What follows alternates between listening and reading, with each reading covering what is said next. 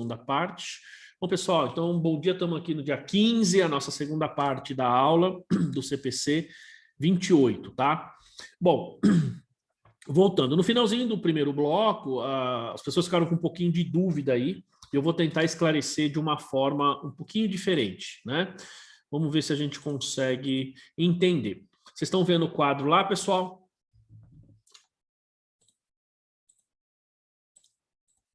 Sim. Sim. Então aí, né? Tá, tô ajeitando aqui. Então vamos lá, gente. Ó, eu tenho aqui, vamos fazer aqui, né? Temos aqui uma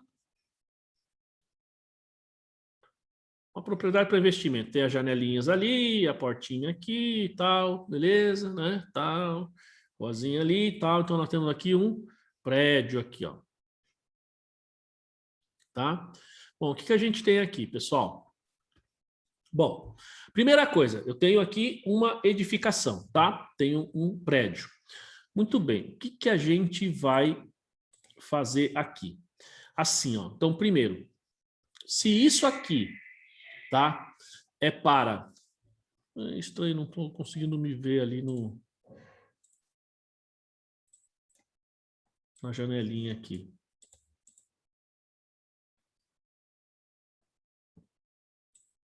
Bom, vamos lá. Se isso aqui é para uso, ou digamos assim, se é para venda, tá? Se a finalidade disso aqui é para venda, então nós estamos falando do quê? Qual a classificação que a gente tem aqui? Qual seria a nossa classificação aqui, pessoal? Propriedade para investimento. Não, se é venda, eu tenho ali o imóvel e a minha intenção é venda. Estoque. Estoque. Então, vejam só, primeira coisa, se eu tenho isso aqui, ó, e ele tem a finalidade de venda, então eu estou falando de estoque, tá? Tudo bem, Lilian? Ó, Sim. segunda Sim. finalidade, uso. Ou seja, eu uso esse imóvel, eu trabalho lá, é a minha sala, é o meu negócio, digamos assim. Aí é o quê? Imobilizado. Imobilizado. Imobilizado, perfeito. Deixa eu tentar melhorar aqui, porque...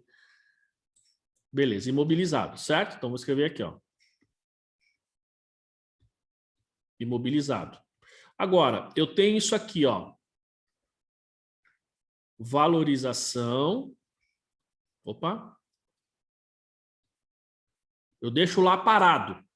Tá lá para valorizar. Tá lá simplesmente para ganhar valor, para eu alugar no futuro. Por exemplo, imagina que eu tô moro lá na Itaquera, antes da Copa do Mundo, governo Lula, e o governo Lula falou que ia construir o estádio do Corinthians lá para ter o jogo da Copa do Mundo, certo? Eu vou lá e compro um terreno, vou lá, compro uma casinha lá próximo, eu nem conheço lá, mas compro uma casa próxima lá, né? Os caras já vai Corinthians, né? Bom, o que acontece? Os imóveis lá, pessoal, eles valorizaram. Se eu deixei lá para valorização, então isso aí é o quê? Como é que eu classifico se eu deixo lá parado só para valorizar? Se não foi invadido, ele aí é perda, né?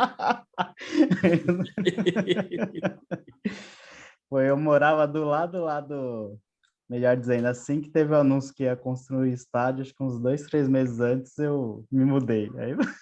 Aí, tá vendo? Aí, ó. Tô com medo, né, mano? É fogo, né? Porque você devia ter ficado lá, esperado construir essas coisas para valorizar o imóvel, né? Que valorizou bastante. Não, era aluguel, né? Então, então não adiantava. Então não faz diferença. Ó, neste caso, pessoal, de valorização, é propriedade para investimento. Fechou? Agora, ó... Professor... Isso, diga. Eu fiquei pensando numa coisa aqui, só para me tirar uma dúvida, referente, o senhor falou no primeiro período, referente à sinergia e tal, né? Eu fiquei pensando para diferenciar também uma forma, ver se faz sentido. O imobilizado, que nem se eu compro uma máquina, se eu deixar ela parada, ela não vai trazer renda para mim, né? Então, preciso usar, produzir, colocar lá alguma coisa para produzir, né? Então, tem que Isso. ser imobilizado. Diferente lá da propriedade, que ela parada, por assim dizer, ela já ganha, já está valorizando. Seria basicamente isso. Perfeito. Vamos falar, esse raciocínio está correto. Se você pega, por exemplo, o imóvel, né, ele fala assim, ó, ele gera renda independentemente de qualquer atividade que você faça. Você não precisa fazer nenhum, digamos, esforço. No caso da máquina, pergunto para vocês, pessoal, uma máquina gera benefício para a empresa? Sim. Se ela estiver produzindo. Então, mesmo produzindo, eu diria para vocês, depende. Porque se a gente for pensar em essência, a máquina, ela gera o produto. E se você não vende o produto, você não gera benefício. Perfeito? Não, mas aí é a culpa do vendedor, não é da Não, máquina. claro. Desce o pau na venda. Claro, mas assim... Imagina. Não, eu concordo com você, mas assim, você concorda que ela só gera benefício de forma indireta? Você gera o produto, você gerou um ativo, mas se a gente for pensar na parte final da receita, eu preciso vender. O imóvel não, o imóvel e aí você tem toda a sinergia da máquina, tem lá você tem os funcionários todos do estoque envolvido, o funcionário da administração, como o próprio Alex falou, você tem os vendedores, você tem tudo isso, né? Hoje, se você vai administrar, por exemplo, um imóvel, se você tem 2, 3 imóveis para locação e você mesmo que administra, da sua casa mesmo ali, você coloca o anúncio hoje, tem aquele... Puxa, tem um site tem alguns sites de imóveis aí, você não precisa nem mais de Andar locador. lá, né, da vida. Tem o Quinto Andar, tem uns outros aí, tem o Viva Real, tem vários aí. Né, que você coloca, você cadastra lá, acabou. Você mesmo faz. O próprio Airbnb, se for o caso, né? Você coloca, meu próprio site já faz tudo para você, né? O professor, e dependendo da máquina também, ela dá prejuízo parada, né? Sim, Não é nem com que ela não certeza. dá lucro, né? Sim. O imóvel também, se você for pensar, mas tem uma diferença. O imóvel, a princípio, a tendência é ele se valorizar, mesmo estando parado. E uma máquina, um equipamento, não. Ao longo do tempo, se você não usa, perde valor. O imóvel não perde. Quando eu digo não perde valor, eu não estou fazendo relação à depreciação, esse tipo de coisa, tá, gente?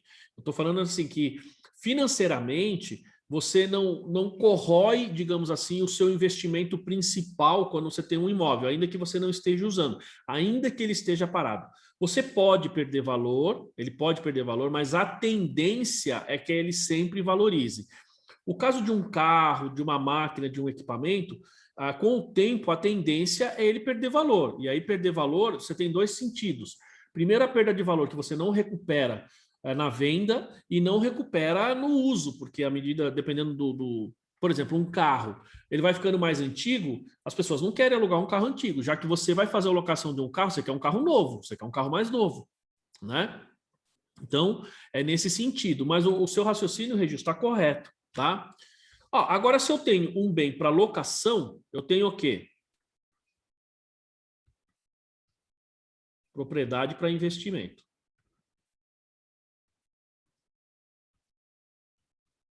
Tá? Propriedade para investimento. Tudo bem? Agora, vamos fazer aqui o seguinte, ó. Vou diminuir aqui um pouquinho, tá? Bom, outra coisa que ele fala é o seguinte. Vamos colocar aqui, ó, mais... vamos colocar aqui... Peraí. Eu vou colocar aqui, ó, primeiro. Eu vou dividir. Faço uma divisão.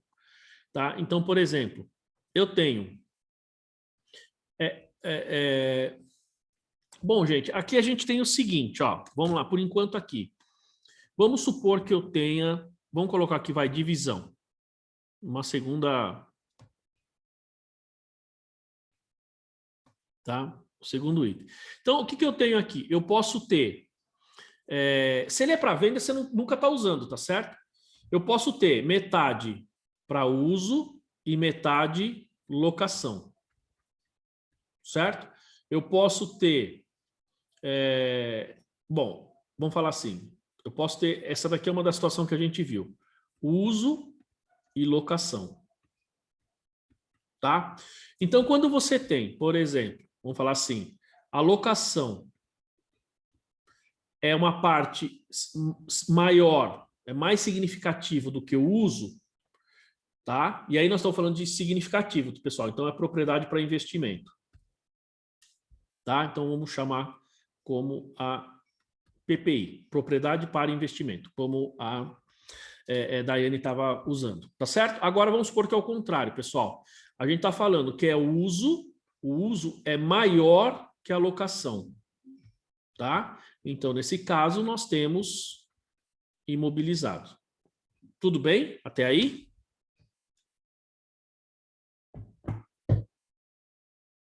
Tudo bem, pessoal? Tranquilo? Dá um joinha aí para eu saber. Sim. Legal.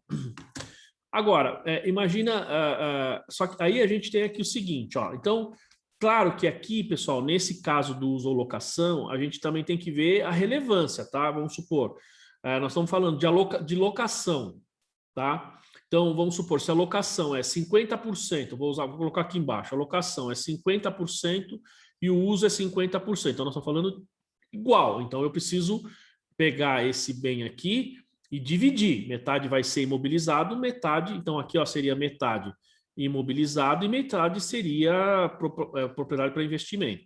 Tá claro isso aqui? Não? Certo? Então, ó, pensando nesse quadro que nós estamos fazendo. Agora, vamos supor, o meu uso, ele é 90%, tá? E a minha alocação é 10%, tá? Ó, eu acho que 10% não é relevante. Então, eu classificaria tudo isso aqui como imobilizado.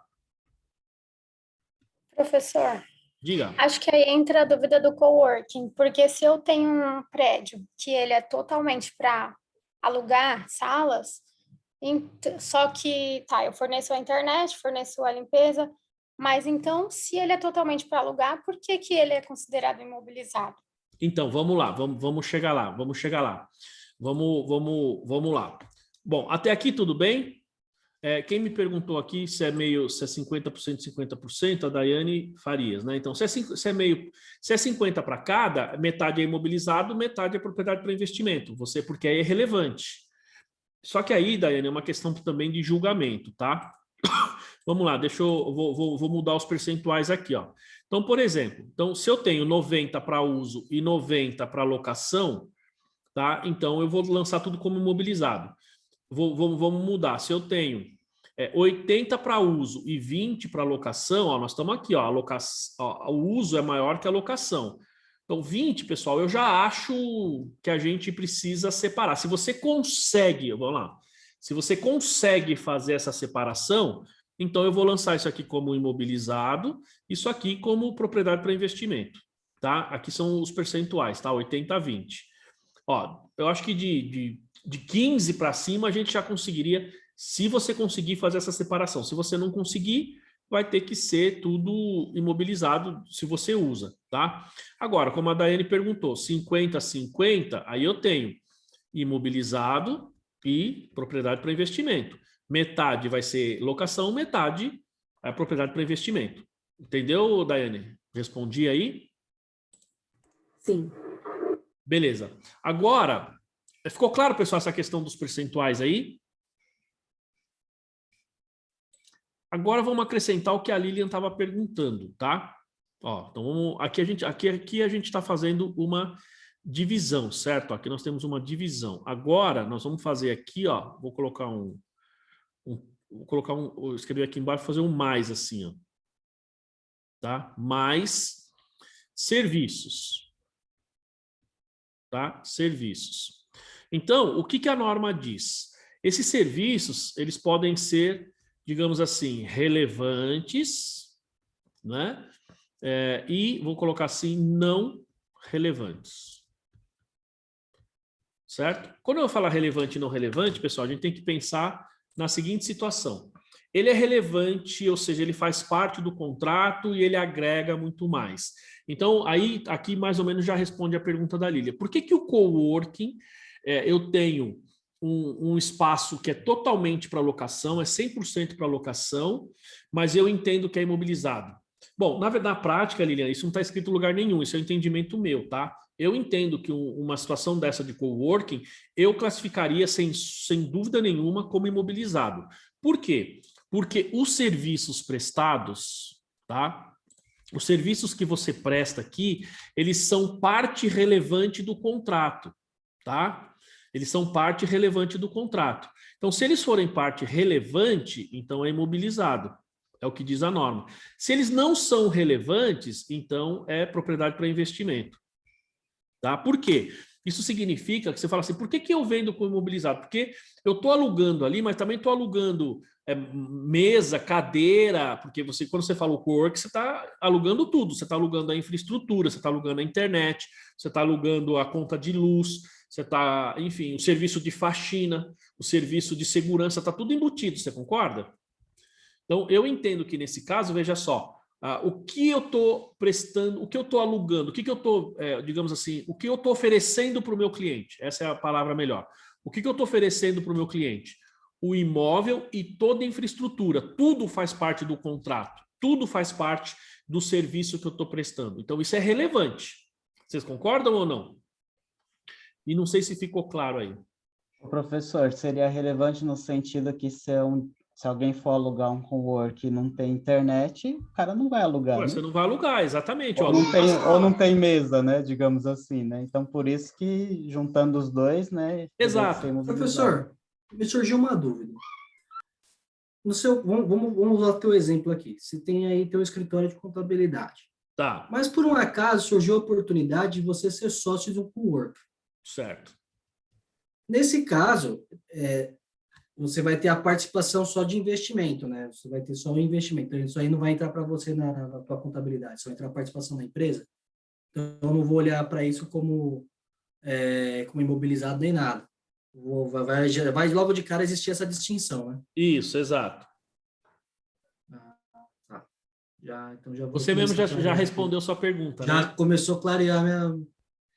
Lembra o caso do hotel que ele fala? Eu sou um investidor, vou até voltar no slide lá para você ver, o que ele fala aqui, ó. Então, por exemplo, no caso do hotel, ó, aqui, ó, um pouquinho antes aqui, ó. Ele fala, por exemplo, o proprietário do hotel, no outro extremo, o proprietário pode simplesmente ter terceirizado funções, deixa eu ver esse aqui. Transfere algumas responsabilidades, tal. Não é esse aqui. Esse não. Acho que está aqui, ó, deixa eu ver. Um exemplo é quando o proprietário não... mas tem aqui, né, que quando você investe com a finalidade única e exclusivamente, você não transfere risco nenhum, você é como se fosse um investidor passivo. Tá aqui, ó. Os termos de tais contrato variam. Em um extremo, a posição do proprietário pode ser, em essência, de um investidor passivo. Então, nesse caso, veja só, você é um investidor, então, em tese, isso para mim na contabilidade, ele vai estar lá como investimento, mas nem propriedade para investimento, é investimento basicamente. Direto. Né? Investimentos. Por quê? Você tá investindo em outra empresa, então você tem um investimento, digamos assim, em outra empresa, ele vai estar no grupo investimentos mesmo, você tem cotas de outras empresas, participação em outras empresas. Agora, quando você está lá administrando, é diferente. Tá? Então, no caso do coworking, por exemplo, o que ocorre? Veja, por que para mim, por exemplo, não é interessante trabalhar num coworking? Primeiro, eu tenho vários móveis aqui, eu tenho várias coisas. Eu tenho minha infraestrutura, já tenho servidor, tenho tudo. No coworking, o cara te aluga tudo isso. E como o Regis falou, quando eu vou alugar, ou quando eu vou, digamos assim, para um coworking, o que acontece? Eu vou porque eu não tenho nada. Eu vou justamente porque eu não tenho infraestrutura nenhuma e vou pagar por isso. E eu não quero ter, então eu vou para um coworking. Quando eu já tenho, não vale a pena. Pessoal, só para vocês terem uma ideia, um espaço com uma mesa, só uma mesa, tá? Você teria direito a uma mesa, uma cadeira, um armáriozinho ali, tá? Nada mais do que isso, que mais? Acesso à internet. Aqui na rua, hein? Aqui no Tabuão, no centro, em São Paulo é mais caro. Era R$800. 800, 900, acho que era 900, 1.100 reais, uma coisa assim. É nessa faixa. Tá? A minha sala aqui, pessoal, hoje eu estou pagando R$800 de aluguel, não é um aluguel tão alto assim. Não é um aluguel caro, eu estou numa sala de 50, quase 60 metros quadrados. Tá? E assim, então não vale a pena para mim.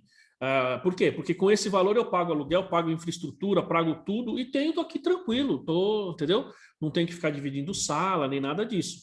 Então, o coworking, veja, ele só é Só vale a pena para quem vai porque está alugando toda a infraestrutura. Porque senão não tem sentido, né? Se eu tenho toda a infraestrutura, não tem muito sentido, tá? Você entendeu, Liliana? Ficou claro aí? Daiane, tá claro ou não?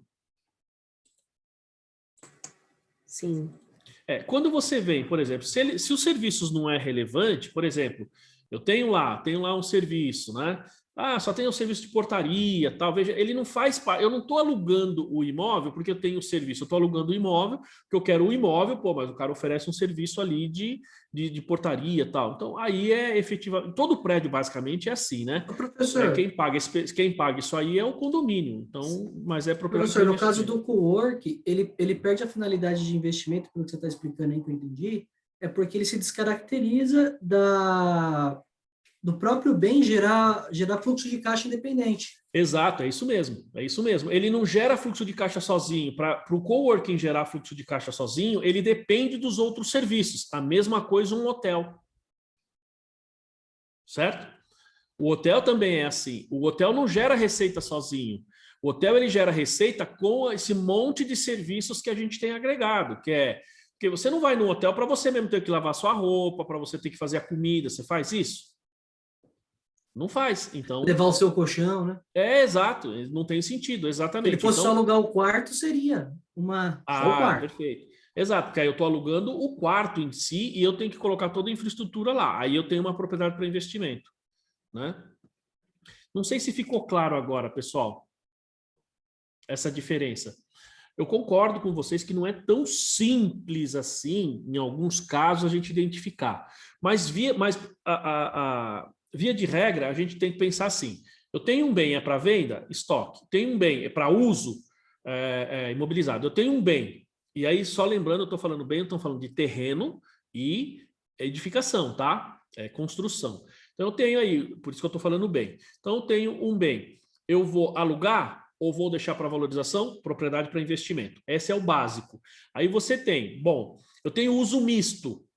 Se eu tenho uso misto, se eu consigo identificar essas partes, parte vai ser imobilizado, parte vai ser para locação. Se a minha parte para locação é muito pequena, uso tudo como imobilizado. Se a minha parte para uso é muito pequena, aí eu tenho tudo como propriedade para investimento. Lógico que isso tudo trata-se de julgamento, certo? Agora, se eu tenho, eu ofereço um bem e eu ofereço algum serviço, esse serviço é irrelevante para o contrato, porque eu tenho um contrato de locação, eu ofereço um serviço, mas o serviço não é relevante para o contrato de locação, propriedade para investimento. Se eu alugo alguma coisa como um coworking, mas os serviços são relevantes dentro do contexto, como o Alex falou, veja, o imóvel sozinho não vai gerar renda, o que gera renda é o todo, é a sinergia entre todos os ativos, eu tenho imobilizado. Basicamente é esse o contexto geral. Ficou claro, pessoal? Agora acho que esclareceu um pouco melhor, não é isso? Sim. Viu?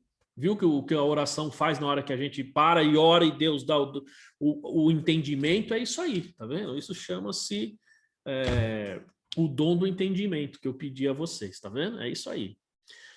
Isso chama-se Deus agindo. Muito bem, pessoal. Vamos voltar aqui então, ó. Então aí a gente viu esses exemplos e a gente entra então na questão do reconhecimento, ó. Lembrando, né, que reconhecimento é o momento que a gente vai colocar na demonstração. Opa, cadê? Aqui, ó. Então, a propriedade para investimento, então, ela deve ser reconhecida como ativo. De novo, a gente vê isso no imobilizado, a gente vê isso no intangível, em todos os ativos. Primeiro, quando for provável que os benefícios econômicos associados à propriedade para investimento fluirão para a entidade. Então, se você tem alguma propriedade para investimento que não vai gerar benefício para você ou para sua empresa ou para quem é o proprietário, não é propriedade para investimento, certo? E o custo da propriedade possa ser mensurado confiavelmente. Isso aqui é outra coisa importante. É lógico que quando a gente está falando aí de digamos assim, de um terreno, de alguma coisa do tipo, na maioria das vezes a gente consegue mensurar o custo de forma confiável, tá? A gente só precisa, nesse caso, talvez ficar um pouco mais atento com relação ao que a gente consegue, ou melhor, a forma que esse benefício vai vir para nós, tá? Depois, ó. Então, ó, a entidade avalia, segundo esse princípio de reconhecimento, todos os custos da propriedade para investimento no momento em que eles são incorridos. Então, isso é no reconhecimento inicial. Então, tudo que eu gastei naquele momento, eu preciso reconhecer e considerar como custo. Por isso que ele fala, a entidade avalia, tá? Por quê? Eu preciso ver se aquilo faz parte e sem esse determinado gasto, esse custo inicialmente, se eu vou conseguir ter a propriedade para investimento ou não. Esses custos incluem custos inicialmente incorridos para adquirir uma propriedade para investimento, tá?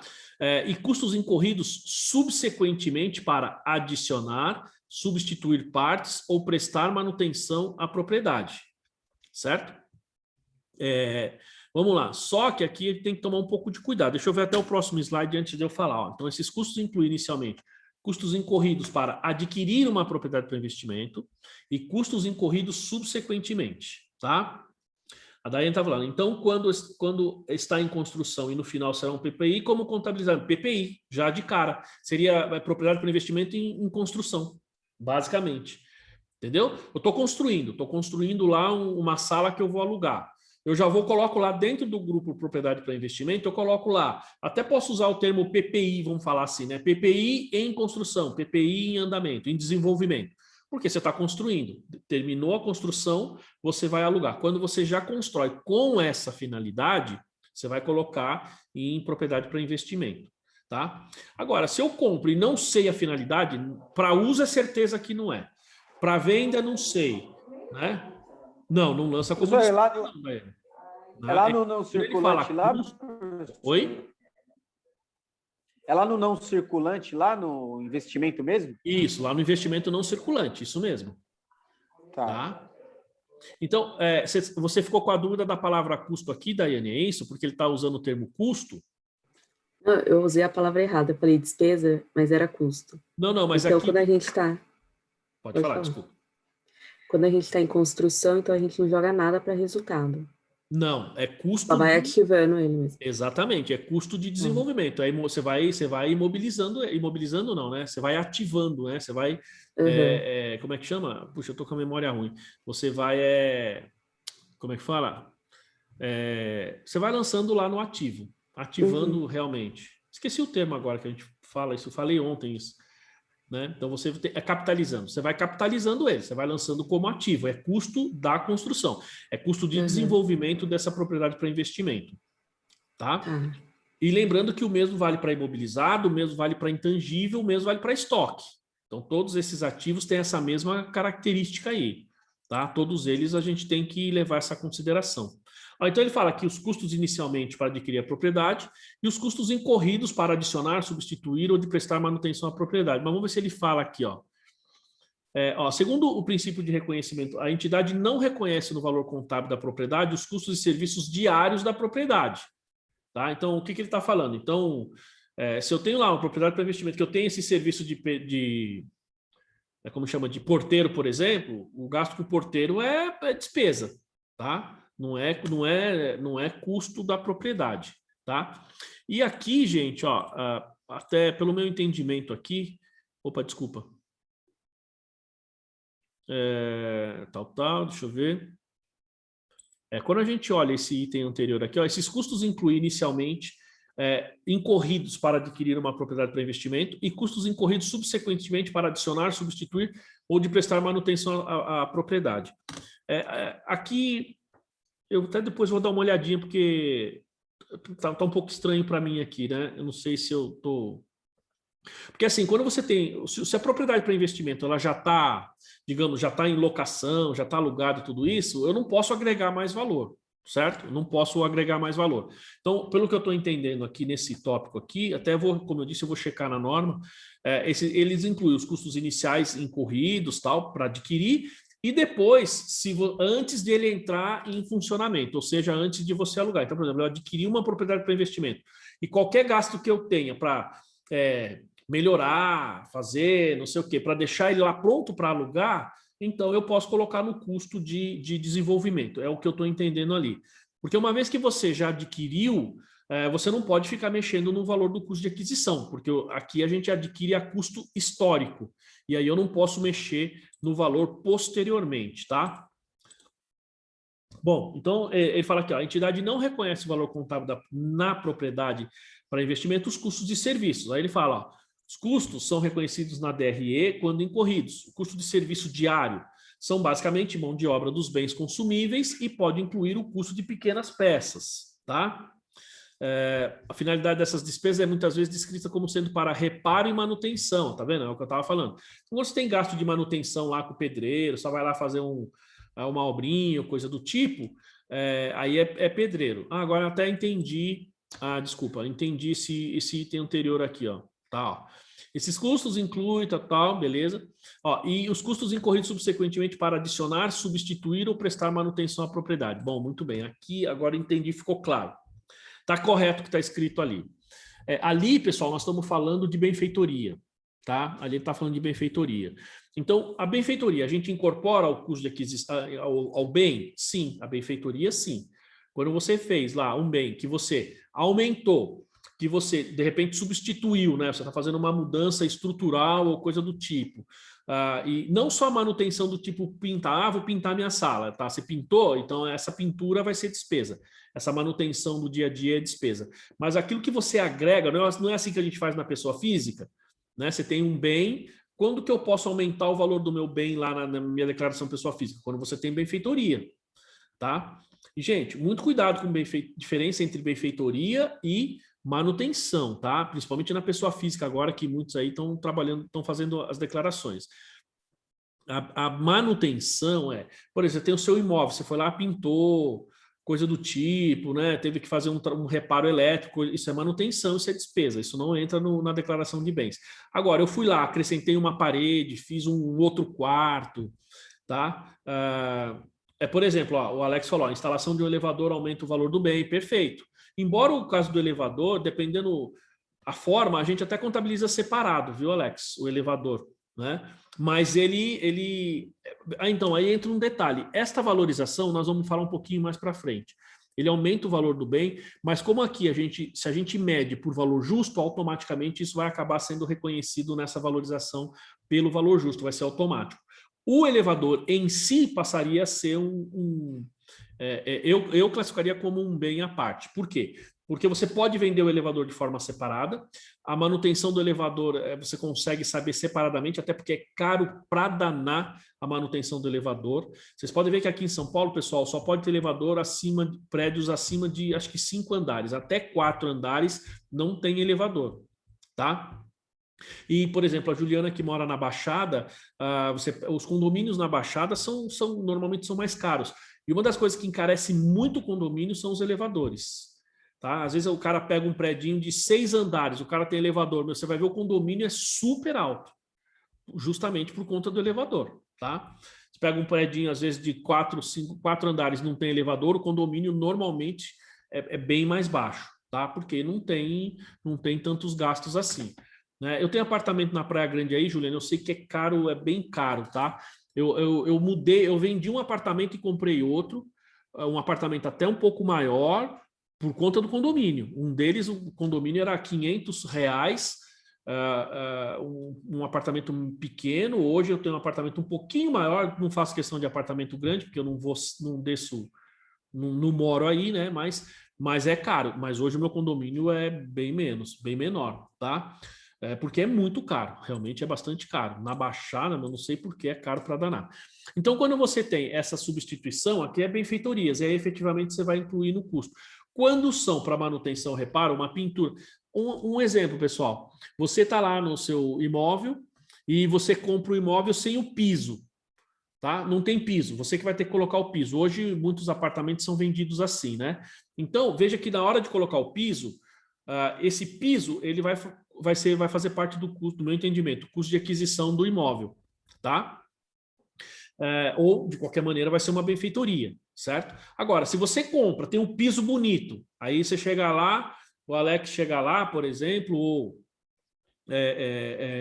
o Regilson chega lá, e a esposa dele fala assim, não, esse piso aqui sem chance, esse piso é muito feio, vamos trocar o piso, certo? Então, você tem que tirar o piso e trocar. Pessoal, isso daí eu não entendo exatamente como eu diria, como uma benfeitoria, tá? Para mim, e basicamente isso é manutenção, porque já tem um piso, você troca simplesmente por estética, no meu entendimento, eu tomo um pouco de cuidado quando você tem essa substituição. Eu estou substituindo porque o piso está detonado. Aí pode até ser, né? Olha lá, tá vendo? O Regis, eu tô falando, Regis.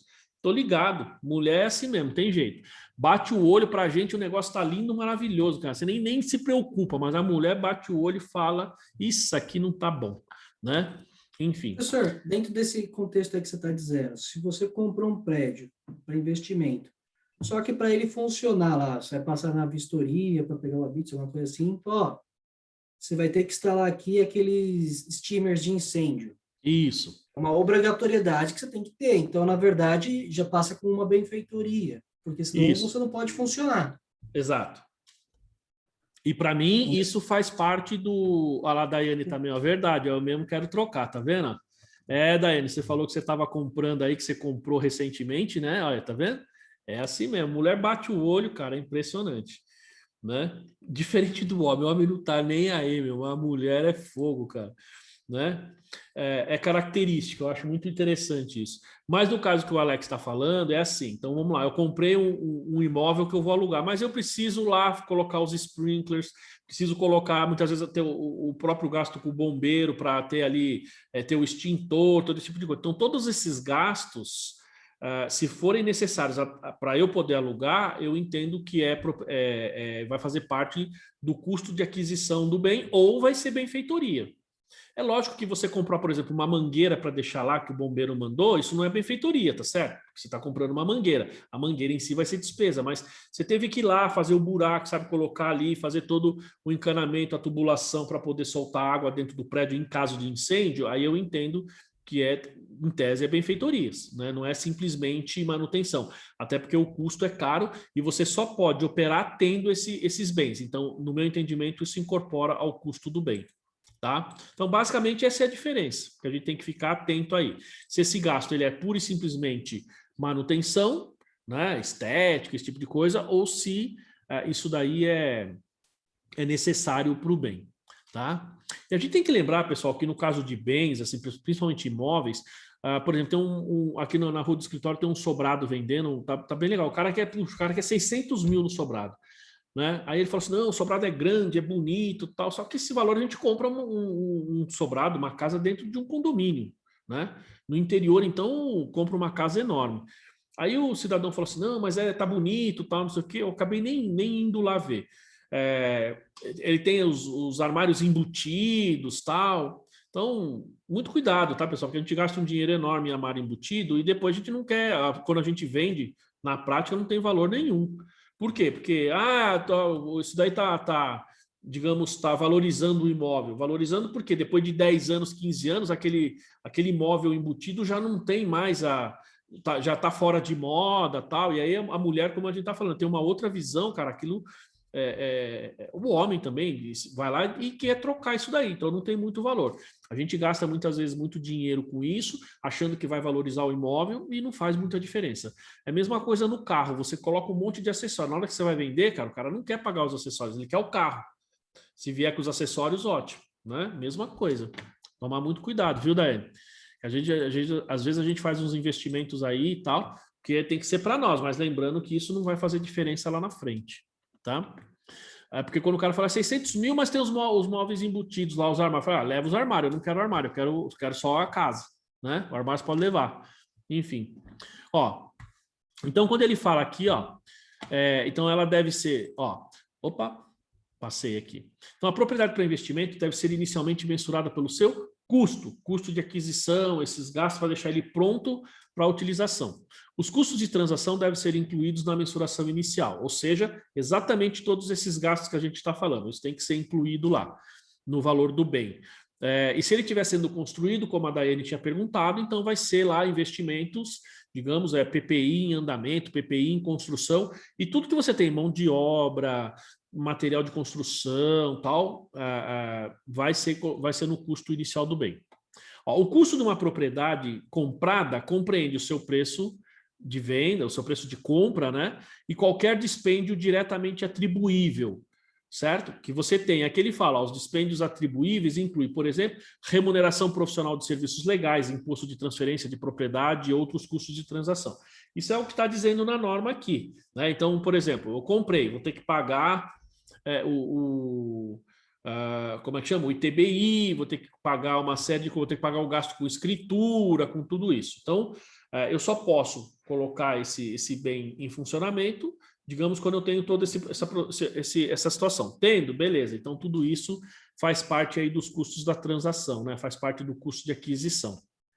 Ó, os custos da propriedade para investimento, então, ele não é aumentado, olha só, por custo de início de atividades, por exemplo, uma startup, a não ser que sejam necessários para trazer a propriedade à condição necessária e tal. Então, você tem custos para iniciar a sua atividade. Ah, tem que contratar um contador, eu tenho que abrir a firma no CNPJ, quero fazer uma inscrição no INPI. Isso não vai fazer com que o valor da propriedade para investimento seja aumentado, tá? Outra coisa, ó, perdas operacionais incorridas antes da propriedade para investimento ter atingido o nível de ocupação previsto. Então, por exemplo, você tem lá você tem 10 salas para alugar, você construiu um predinho, você tem 10 salas, tá? Você alugou uma, ó, quem foi lá na minha sala? O Edu, não sei se o Edu, acho que aqui de vocês, acho que ninguém foi na minha sala lá no centro, né? Lá em São Paulo, lá no centro da cidade. A sala lá é um prédio que tinha 6 andares, você tinha em cima você tinha um espaço que até dava para fazer um churrasco, dava para fazer ali, tinha gente que até estava querendo fazer um restaurante, e você tinha 5 andares, 2 salas por andar, tá? No primeiro andar, no primeiro piso tinha uma sala bem grande, e na parte de baixo, no térreo, você tinha um espaço também bem grande, que inclusive era um restaurante. Então veja, pessoal, eu vou lá e vou colocar esse bem para locação, tá? Então, no momento em que eu adquiro esse prédio, eu não consegui locar o prédio todo, eu loquei só o primeiro andar, segundo andar. Pô, tenho 4 andares ainda. Então, eu não posso pegar, digamos assim, porque isso não é custo incorrido, eu deixo de ganhar a locação desses outros andares, e tem muito, digamos, gestor financeiro que quer fazer isso. Eu pego isso que eu estou deixando de ganhar e quero incluir isso no meu custo de aquisição. Não, isso a gente não pode fazer, tá? Eu tenho que assumir aí digamos assim, essa perda operacional, tá? Porque como eu não aluguei tudo, então o que eu tenho ali não é nenhuma perda porque ela não ocorreu. Na verdade, eu estou deixando de ganhar, né? Ó, outra coisa é quantidades anormais aí de material, mão de obra, ou recursos consumidos ou incorridos na construção. Essa quantidade anormal, isso é perda. Então, eu tenho que reconhecer como perda, não como custo de desenvolvimento ou de construção dessa propriedade para investimento, tá? Porque são quantidades anormais. Ó, e se o pagamento de uma propriedade for a prazo, você fez um financiamento aí, né? O seu custo é equivalente ao valor à vista, tá? A diferença entre essa quantia e os pagamentos totais é a despesa financeira, certo? A não ser, deixa eu ver se ele fala aqui, tá? A não ser que eu tenha aí, por exemplo, a gente consiga pegar essa propriedade para investimento e nós vamos falar do CPC 20. Eu vou fazer um empréstimo exclusivamente para esse desenvolvimento, para esse ativo. Isso vai levar mais de 1 ano para ficar pronto e as despesas financeiras eu posso imobilizar, não, posso lançar aqui junto no investimento. Eu posso capitalizar, isso pode ser feito, mas é uma norma específica que a gente vai ver mais para frente, tá? O CPC 20. Bom, e aí a gente entra aqui na política contábil, olha só. Então, veja só, a entidade deve escolher. Então, perceba que aqui, diferentemente do que nós vimos lá no CPC, ó, aqui ela fala, ela deve escolher método do valor justo ou custo e deve aplicar essa política para todas as suas propriedades para investimento, tá? Então, quando a gente vem aqui, ó, deixa eu ver se está aqui, ó, essa aplica-se a contabilização de alguma, apenas a propriedade para cujo valor justo possa ser, tá? Deixa eu ver se ele fala aqui, ó, o reconhecimento inicial, mensuração, a mensuração,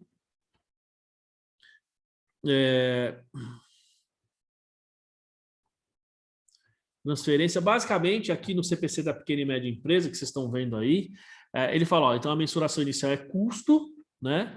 Ó, então, a propriedade para investimento cujo valor justo possa ser avaliado de forma confiável, sem custo, né? É avaliado pelo valor justo a cada balanço. Tá vendo? Então, ele já diz que é valor justo.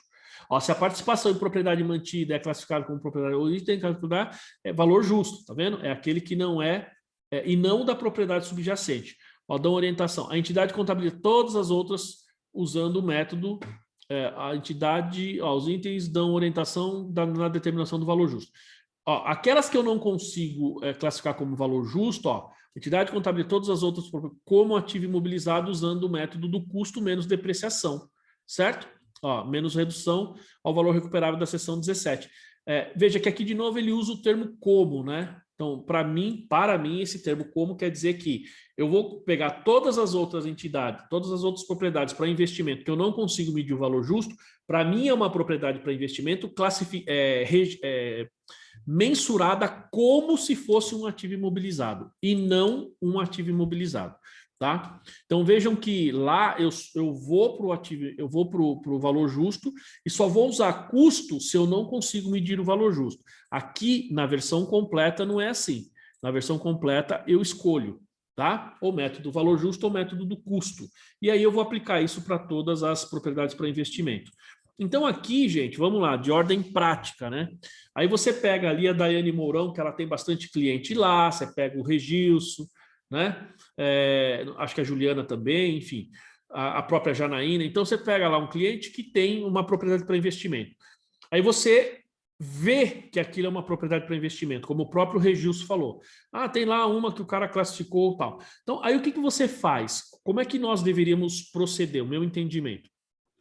Você não consegue saber, né, medir o valor justo ou coisa do tipo. Então, eu faria o quê? Por exemplo, aquele caso que o Regilson falou, que tem um cliente dele lá, que ele tem lá um terreno que está lá para locação, tal, está lá para valorização, certo?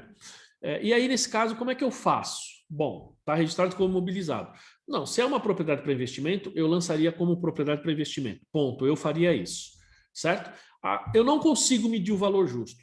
Então, eu deixo na propriedade para investimento e deprecio. Esse é o tratamento que eu daria, porque é isso que eu entendo do que eu estou lendo aí, tá? Como eu disse, tem outros professores, como esse que a gente viu aí, são bons professores, inclusive, tá? Doutores e tal. Não sei se são doutores, mas são mestres, são professores aí com muita experiência. Eles entendem que tem que ser imobilizado. Ele fala, tem que ser, você vai classificar como imobilizado. No meu entendimento propriedade para investimento e a mensuração é como se fosse imobilizado e não registrar no imobilizado. Enfim, isso é uma discussão da língua portuguesa que eu vou me aprofundar um pouco mais depois. Mas eu lá na prática não consigo ter o valor justo, né? Professor, mas essa questão do como é só você tirar o como e colocar semelhante. Isso, exatamente. Comparativo. Exatamente. Então, mas a norma usa esse termo, né? Então, eu particularmente, Alex, entendo que aqui ele está falando assim, ó, como o Regilson vai fazer semântica, ali. Né? Oi? Questão semântica. Eu entendo que ele fala aqui... É comparativo. Eu entendo dessa forma. Não é o que os professores entenderam lá. Porque o que eles entendem é assim, então eu vou registrar no imobilizado. Não. Para mim, é propriedade para investimento, como o Regilson vai fazer. Eu acho que ele está fazendo certo. O Regilson, ele vai colocar esse terreno na propriedade para investimento. Primeiro, você consegue medir o valor justo, Regilson? Puxa, eu não consigo, porque o valor justo depende do dono do imóvel. Ele que tem que falar para a gente. Beleza. Não consigo. Então, você usa um procedimento igual ou como se fosse imobilizado. Certo? Por quê? Porque eu, quando estou avaliando o balanço, estou fazendo uma análise, eu, usuário, eu vou entender que aquele balanço, que aquilo é uma propriedade para investimento. Claro que na nota explicativa eu vou falar, olha, aqui a gente tem uma propriedade para investimento que por não conseguir mensurar o valor justo de forma adequada, a gente usa os procedimentos do imobilizado, certo? Ou seja, a gente usa o CPC 27 ou aqui no caso da pequena e média empresa, o que está previsto na seção 17. Agora, e no caso do terreno, Regilson, você falou que lá é um terreno, né? Você nem vai depreciar, até porque você não tem vida útil, você não sabe quanto tempo o cara vai levar para fazer aquilo, né? Quanto tempo o cara vai utilizar ou vai ficar com aquilo para vender. Então, você nem depreciaria, mas eu lançaria como propriedade para investimento, tá? E neste caso, porque você não tem vida útil. Se você tivesse, você depreciaria. Agora, vamos imaginar o seguinte, daqui 3 anos, Regilson, um ano e pouco, você está conversando com o cara e fala, hoje esse terreno vale 300 mil, e ele estava registrado por 200. Fala, opa, peraí, como é que você sabe que é 300? Ah, porque eu vi, porque eu pesquisei e tal. Então, veja, você tem o valor justo, em tese. 300 mil, se eu tirar os gastos de venda, você chegou basicamente no valor justo, você pode fazer o ajuste lá, né? Só que a gente tem que lembrar que se eu estou considerando como depreciação, em tese, eu não teria mais essa questão do valor justo, certo? Eu teria que considerar. Posso mudar? Posso, né? Se eu conseguir, no momento futuro, identificar essa variação de depreciação para valor justo, eu posso fazer alteração, tá? O importante aqui é a gente entender que, assim, aqui na versão completa eu tenho a opção, na outra não, tá? Ó, olha aqui, ó, este pronunciamento técnico exige que todas as entidades mensurem o valor justo de propriedade para investimento para a finalidade de mensuração, se a entidade usar o método valor justo, ou de divulgação. Então, se usar o método valor justo, tá? Desculpa, o método do custo. Olha só que interessante, pessoal. Vamos separar isso aqui. Ele dá 2 pontos aqui. Então, deixa eu ver o próximo slide aqui. Vamos lá. Aqui, ó. Vamos lá. Esse pronunciamento exige que todas as entidades mensurem o valor justo de propriedade para investimento para a finalidade de mensuração, se utilizar o método do valor justo. Então, quando eu estou mensurando ali, se eu uso o valor justo como política contábil, todas as minhas propriedades para investimento vão ser ali. Ou de divulgação. E aí, gente, vamos supor que se eu classificasse um bem, né, que seria, digamos assim, propriedade para investimento, se eu vou usar os procedimentos do imobilizado, vou usar o método do custo, e classificasse como imobilizado, eu não precisaria divulgar. Então, aqui ele fala, ó, se você usa o método do custo, você está falando de mensuração. Eu mensuro, né, e vou usar tudo como propriedade para investimento. Ou melhor, todas as minhas propriedades para investimento, eu vou mensurar a valor justo. Agora, se eu usar o método do custo, eu preciso divulgar. Tá? Falar assim, ó, essa daqui, todas essas daqui eu uso o método do custo. Então, veja que aqui ele fala divulgação e mensuração. São coisas diferentes, tá? Olha o que ele diz, ó, incentiva-se a entidade, mas não se exige a mensurar o valor justo das propriedades para investimento, tendo por base a avaliação de avaliador independente, que tenha qualificação profissional relevante e reconhecida, e que tenha experiência recente no local e na categoria da propriedade para investimento que esteja sendo avaliada. Tá certo? Ó, veja, incentiva-se, mas não exige. Por que isso, pessoal? Vamos lá. Eu tenho uma determinada propriedade para investimento numa determinada região aqui da cidade, tá? Eu preciso... por exemplo, contratar, isso é uma coisa que todo mundo pergunta, eu preciso contratar uma pessoa para fazer essa avaliação? Preciso? A gente pode até pegar esse caso do Regilson lá, tá? Ele pergunta para o cliente, onde que é esse terreno? Tá? O custo de aquisição provavelmente é o que está registrado no balanço. Fala, onde é esse terreno? Qual a metragem dele? Ele pode entrar aí, tem sites específicos, em 10 minutos ele faz uma pesquisa, ele vê que o metro quadrado naquela região é tanto. Pronto, você já tem ali basicamente algo muito próximo do valor justo. Entendeu, Regilson? Muitas vezes você não precisa nem recorrer. Tem gente que fala, não vou fazer porque eu preciso contratar um perito, não precisa. Tá? Às vezes você liga para uma imobiliária, claro que o ideal é que você tenha isso por escrito de alguma maneira. Tá? Mas isso não quer dizer que você mesmo não possa desenvolver ali uma espécie de relatório falando os procedimentos que você usou, que você pegou o custo, pegou aquele terreno pela metragem, entrou em contato com 1, 2, 3, 4, fez a pesquisa no site tal, não sei o quê. Você pode até anexar ali os prints, né, dessa pesquisa e ali você tem basicamente um dossiê, vamos chamar assim, você tem um dossiê para chegar no valor justo aí deste bem, não necessariamente tendo que contratar um perito, tendo que contratar alguém para isso, tá? É lógico que tem que ser alguém que tenha conhecimento, não adianta eu querer, digamos, eu querer fazer essa... Vamos lá, eu não sou, gente, ó, eu particularmente falando aqui, eu, Maurício Pocopetes, não sou corretor de imóveis, não sou especialista, mas eu acho que eu tenho condição de fazer uma avaliação desse imóvel.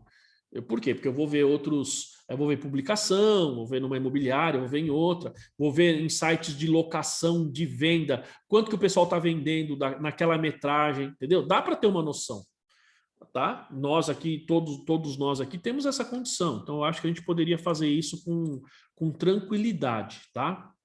Ó, então aqui ele fala, então a entidade pode escolher o método do valor justo ou método do custo para todas as propriedades para investimento que suportem passivos que pagam diretamente, ou melhor, que pagam retornos diretamente associados ao valor justo, ou aos retornos de ativos especificados, incluindo essa propriedade para investimento. Então, se você tem ali, veja, ele fala aqui, ó, que investimentos que suportem passivos que pagam retornos diretamente associados ao valor justo.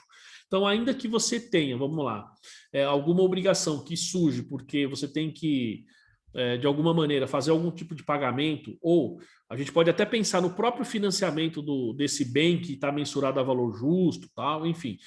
De alguma maneira, você tem um passivo atrelado a esse bem, isso ele está dizendo que é possível e é permitido, tá? Porque às vezes ele fala assim, não, se você tem um item atrelado, você tem que seguir tal método. Aqui não, ele fala, ó, então, escolher o método do valor justo ou o método do custo para todas as propriedades que suportem pagamentos passivos, tal, ou de retornos, tal, incluindo essa propriedade para investimento. Então, eu posso, qualquer um dos métodos, ainda que eu tenha passivos atrelados, eu ainda posso escolher os dois métodos. Ou escolher o método do valor justo ou o método do custo para todas as restantes propriedades para investimento, independentemente da escolha feita na linha A, tá? Porque às vezes eu posso falar assim, não, puxa, isso aqui é valor justo, bom, esse aqui está financiado, então isso aqui eu tenho que, esse financiamento eu pago em função do valor do bem. Claro que o financiamento normalmente não é assim, mas eu posso ter alguma coisa atrelada, eu tenho um financiamento. Então, esses que estão financiados, eu vou fazer método do custo. Tá? Aqueles que estão já quitados, não sei o quê, método valor justo. Basicamente, você teria que fazer essa escolha aí, você poderia fazer. Tá? Ó, e aqui ele fala, então, do valor justo, né, pessoal? Que após o reconhecimento inicial, então, a entidade que escolhe o método do valor justo deve mensurar todas as suas propriedades para investimento pelo valor justo, se foi o que você decidiu fazer.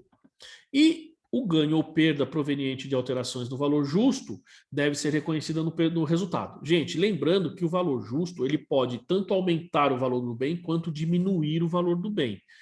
Tá? Enquanto que quando a gente tem, no caso do... E aí vamos lá, vou falar dois aspectos. Valor justo, ele pode aumentar ou pode diminuir, beleza? Método do custo, só diminui. Tá? O método do custo ele só vai diminuir porque você vai ter o bem e vai depreciar. Tá? Agora... E no momento da venda, e no momento da tributação, valor justo seja para cima, eu não vou tributar. Se for para baixo, eu não reconheço a perda. No lucro real, essa variação eu preciso adicionar ou excluir do lucro real. Ou seja, a variação do valor justo, pessoal, não afeta o resultado do período em caso de empresa de lucro real. Se for no lucro presumido, você vai lançar para resultado e não tem que fazer ajuste nenhum. E, gente, tem que lembrar que isso é um procedimento fiscal. No momento, desculpa, um procedimento contábil. No momento da venda, o que eu vou fazer? Eu vou pegar o valor de venda, que deve estar, se você está fazendo o valor justo de forma correta, ele vai estar muito próximo. Vou pegar o valor de venda menos o custo de aquisição. E a depreciação, se for o caso, para apurar o ganho de capital. E isso tem que ser feito sobre o critério fiscal, não tem como fugir. Tem gente que quer pegar esse critério contábil e dar um jeito na contabilidade para diminuir ganho de capital. Isso não tem como fazer, tá? Ó, e a gente pensando aqui no método do custo. Então, após o reconhecimento inicial, ela tem que escolher aqui o modelo do custo, então ela vai mensurar a propriedade para investimento.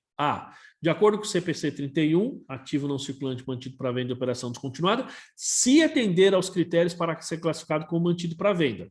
Tá? Então, fala, ó, inicialmente, o método do custo e vai definir. Então, se eu tenho lá, se eu vou vender essa propriedade para investimento, ela está como custo, então o que eu faço? Na hora do momento ou no momento da venda, eu tenho que reclassificar, fazer a classificação lá para o circulante dentro desse grupo e atender o que diz o CPC 31, que a gente vai ver também. Ó, de acordo com o CPC 6, se é mantido por arrendatário como ativo de direito de uso e não mantido para venda, de acordo com o CPC 31. Então, se eu tenho uma propriedade para investimento, que ela é mantida pelo arrendatário lá como ativo de direito de uso, não mantido para venda, então eu vou seguir o que está no CPC 6. E de acordo com os requisitos do CPC 27 para os modelos do custo em todos os outros casos, tá? Vejam que aqui, ó, de novo, pessoal, ele fala assim, ó, de acordo com os requisitos e não de acordo, e não classificar no CPC 27. Senão ele falaria na norma, ó, você vai fazer pelo custo, classifica no imobilizado e segue o que está lá. Aqui ele fala de acordo com os requisitos, certo? Bom, e tem também transferência, né, pessoal? Transferência é quando, ó, para ou de propriedade para investimento. Elas devem ser feitas quando e apenas quando houver alteração no uso, evidenciada pelo seguinte. Aqui ele está falando o seguinte, eu posso, ele vai falar aqui para frente, ó, por exemplo, eu posso classificar uma propriedade para investimento para imobilizado, ou de imobilizado para propriedade para investimento, ou de propriedade de investimento para ativo não circulante mantido para venda e vice-versa.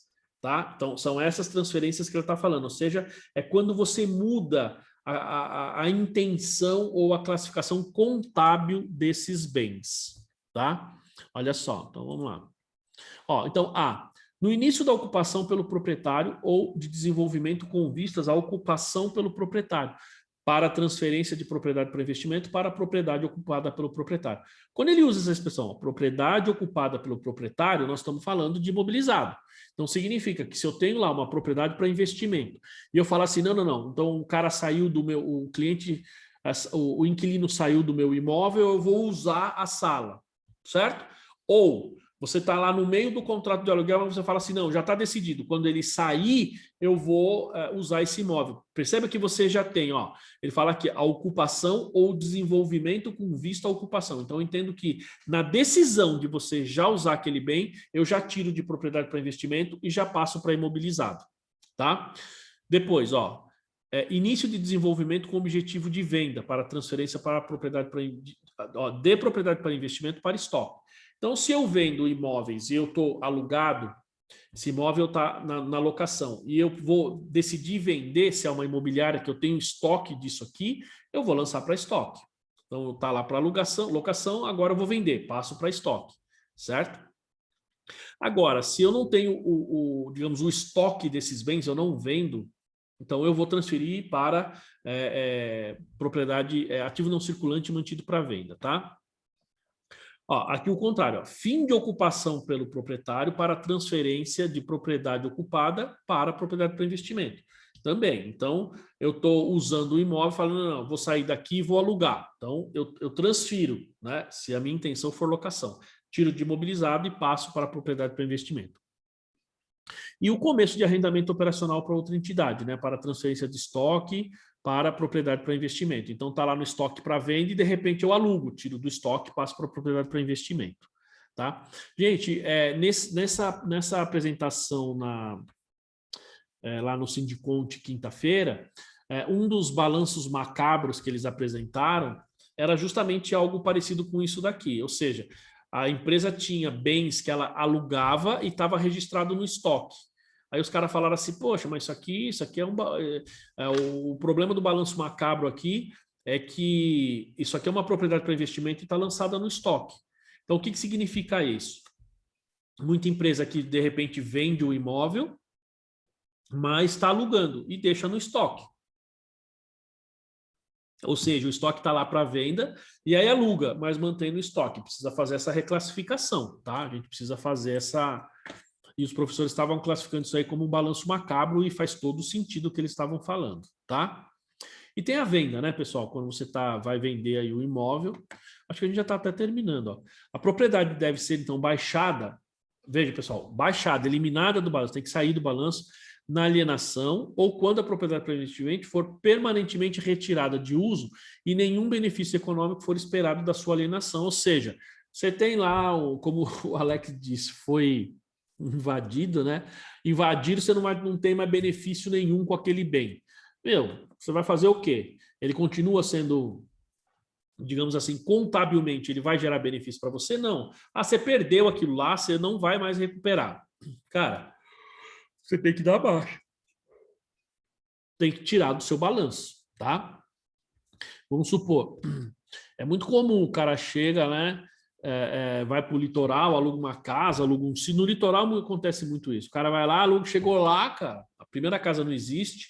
Segundo, tem gente que mora na casa, tem gente que aluga a casa que não é dele, aí você chega lá, tem gente na casa. Isso acontece direto para quem está alugando casa né? Para passar férias, feriadão, essas coisas, tem que tomar bastante cuidado. Então, você imagina, você alugou uma casa, você tem uma casa, você tem um bem que você entende lá para propriedade para investimento, quando você chega lá, tem gente já morando na casa há 10 anos. Pessoal, isso, por incrível que pareça, isso acontece, né?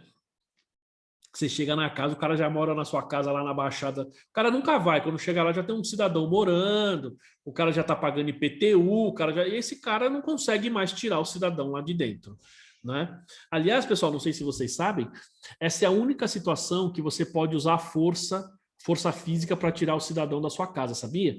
Então, por exemplo, você tem uma pessoa que tá na sua casa, invadiu o seu terreno. No momento que você tomou a ciência, você vai lá e arranca o cara à força. Se você fizer isso nesse momento, isso é permitido pela justiça. Se você quiser fazer isso depois, aí você enche. Você foi lá, viu, falou com o cara e volta no dia seguinte. Aí não, aí você pode ser processado aí por agressão, mas na primeira vez não. Você viu o cara invadiu, você tira o cara à força na hora. Meu, isso aí a justiça aceita. Interessante, né? E a alienação, né, da propriedade pode ser alcançada pela venda, tá? Pela venda, porque efetivamente você está transferindo isso para alguém, ou pela celebração do arrendamento financeiro. De novo, por quê? Porque pelo arrendamento financeiro, o cara você vai transferir isso para contas a receber, em tese, vai dar baixa lá do seu imobilizado, no caso aqui, propriedade para investimento, e depois o cidadão vai reconhecer lá no dele e ele vai depreciar, ele que vai fazer tudo dependendo da finalidade dele, tá? E a divulgação, pessoal, acho que aqui a gente já está finalizando. Ó. A entidade deve divulgar se aplica o método do valor justo ou método do custo, e quando a classificação for difícil, que a gente já viu lá atrás, os critérios que usa para distinguir propriedade para investimento de propriedade ocupada. Lembra que a gente falou aquela divisão? Eu uso 10%, 15%, 20%. Então, como é que eu separo isso? A própria Daiane falou, puxa, é difícil mesmo, é julgamento. Então, 10% para mim pode ser relevante, 10% para a Daiane pode não ser relevante. E outra, eu posso ter determinado item que 10% é relevante, certo? Vamos supor, vou dar um exemplo bem simples. Você está comendo jiló e a pessoa pega 10% do jiló que você tem no prato e come. Eu detesto jiló, então para você, cara, é irrelevante. A pessoa podia pegar os 100%, não é assim?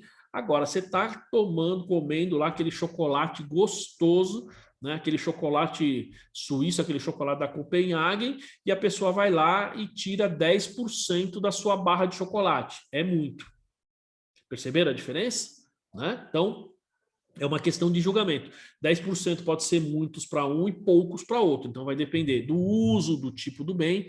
E aí, gente, é uma questão de realmente a gente poder não só entender, mas a forma como a gente vai usar esse julgamento. Por isso que quando a classificação for difícil, a gente tem que divulgar os critérios que usa para distinguir propriedade de investimento de propriedade ocupada, tá? E de propriedade mantida para venda, né? Ou seja, no curso ordinário dos negócios, aquilo que está no estoque. Então, o que eu uso no método custo, o que eu uso no método valor justo. Normalmente a gente até coloca o porquê que faz essa separação, tá? E se eu consigo distinguir ou não, se não tenho 100% de utilização, se eu tenho um pedaço, preciso falar os critérios que eu uso para fazer essa distinção, se eu considero como propriedade para investimento, se eu considero lá como mobilizado ou como estoque, tá? E mais, a extensão até a qual o valor justo da propriedade para investimento, tal como mensurado ou divulgado nas demonstrações contábeis, se baseia em avaliação de avaliador independente, que possua qualificação profissional reconhecida e relevante, que tenha experiência, tá? Pessoal, é isso que eu vi aqui, veio uma mensagem para mim. Vocês estão me ouvindo agora ou não? Estão me ouvindo? Agora voltou? Legal. É que quando o Alex mandou a mensagem que travou, eu recebi aqui no meu computador. Então vamos voltar ali, ó. Tá? É só um pedacinho. Então vamos lá. Então só retomando aqui. Se travar, vocês me avisam aí, tá, gente? Então você vai ter que divulgar se aplica o método do custo ou valor justo e os critérios que você usa para separar. Então, por exemplo, aquela questão, ó, eu uso 10% do imóvel e uso 90% para locação ou coisa do tipo. Então, você precisa digamos, nessa classificação, qual o critério que você usa? Ah, isso aqui eu uso para venda. Então, qual o critério que você usa para isso? Então, isso precisa ser divulgado, precisa ficar claro lá na nota explicativa para os usuários entenderem o que a empresa faz. E outra coisa, ó, aliás, pessoal, aquele slide vocês chegaram a entender o comentário? Sim, né? Tá, então aí por último aqui, ó, basicamente, ó, tá vendo? Esse é o último slide aqui.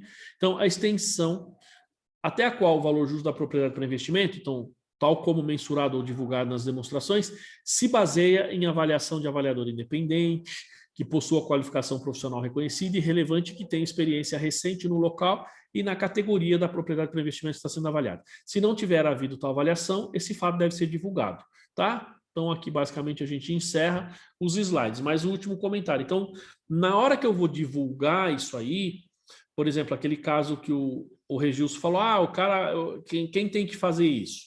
Bom, quem tem que fazer a avaliação é o cliente que tem que dar essa avaliação para nós, no escritório, para nós contadores, tá? Bom, eu tenho condição de fazer? Eu, particularmente, eu acho que eu tenho.